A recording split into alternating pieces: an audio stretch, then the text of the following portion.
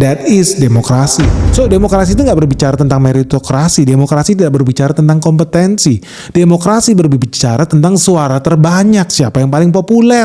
Dan untuk mendapatkan popularitas lu butuh dukungan dari LSM. LSM ini ngaku punya 2 juta massa. Oke, bantu. Lu punya berapa massa? Partai sekian juta orang. Ormas sekian juta orang. Ujung-ujungnya apa? Bagi-bagi kursi. Nah, Indonesia bisa nggak seperti Singapura untuk menghadapi situasi pelik ini guys, karena ini betul-betul darurat loh. Bisa nggak ya Indonesia pakai sistem yang sama, meritokrasi? Dipilih orang-orang yang benar-benar capable di kementerian kita, pejabat-pejabat kita, bisa nggak? Untuk sekarang, gue bilang tidak bisa guys. Kenapa? Ya tadi, partai itu udah berkeringat, udah berdarah-darah guys, buat memenangkan pemilu. Terus mereka nggak dapat kursi gitu, pangku-pangkuan mau lu, geli nggak lu? Terkena lagi lu pangku-pangkuan. Gimana dong solusinya guys? Coba dong lu kasih tulis di kolom komentar ini. Gimana ya supaya Indonesia itu bisa punya pemimpin yang capable guys. Menteri-menteri yang capable guys. Jangan menteri kita yang capable cuma 2 biji, 3 biji doang nih. Dan suka nggak suka, itulah beban sistem demokrasi yang kita punya guys. Atau yang memang udah paling bener lah. Kita pakai gayanya Vietnam, gayanya Cina guys. Satu partai aja. Makanya teman-teman kalau lihat 8 tuntutan Benix di situ gue tulis tuh secara terperinci tuh.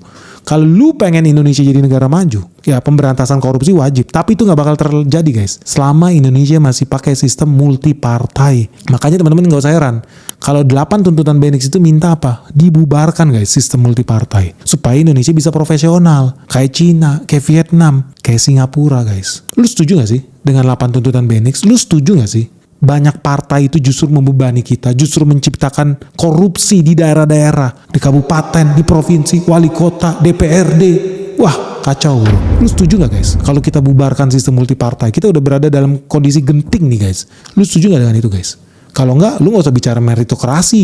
Lu gak usah bingung kalau kok menterinya bego ya segini ya. Kok Indonesia tidak hire orang yang kompeten? Hey bro, lu berpikir dulu, lu tuh tinggal di negara mana? Coba lu pikir guys. Coba teman-teman saling refleksi lah hari ini.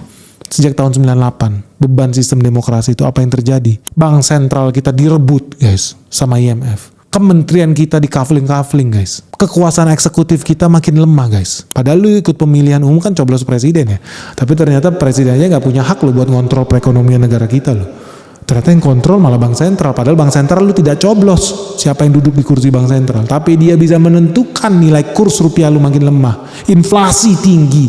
Konyol guys. Konyol. Dan ini gak berlaku di Vietnam guys. Makanya Vietnam hari ini target ekonomi dia, GDP dia tumbuh berapa? 10% bro. Bisa gak? Bisa. Bank sentral di bawah kendali pemerintah. Jelas. Cina bisa nggak? Cina bisa. Bank sentral di bawah kendali pemerintah Cina, di bawah partai komunis Cina bro. Jelas. Satu arah bro, satu tubuh. Indonesia nggak bisa bro. Ya suka nggak suka. So buat teman-teman gimana nih solusinya ya? Singapura udah gerak cepet nih. Dia bakal reshuffle kabinet besar-besaran. Diisi oleh orang-orang yang super capable.